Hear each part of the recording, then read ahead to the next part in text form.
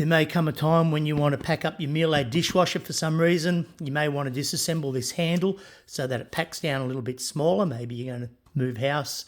Maybe you're going to sell it. Who knows? Anyway, it's not too hard. There's a little tab here which you have to push in or move out. That can easily be done just like that. Move that out a little bit. Another little tab here. Same process, just bend that out. And then there's a tab on the inside here. So just grab a little screwdriver or something and then just poke that in and lever that out a little bit. You've got to have both these tabs free. So that one's not free.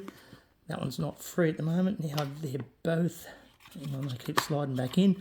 One goes in, one goes out. It's a little bit tricky. So we'll give it a go. There we go, we've got that one up. Same on this side. Pull that out.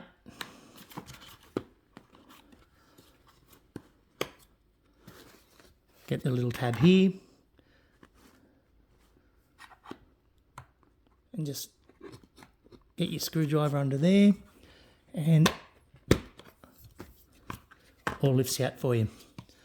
Okay, so that's how you disassemble the Miele dishwasher. There's no other way. It doesn't break down any further than that. It's all one piece moulded. Hope you can use that.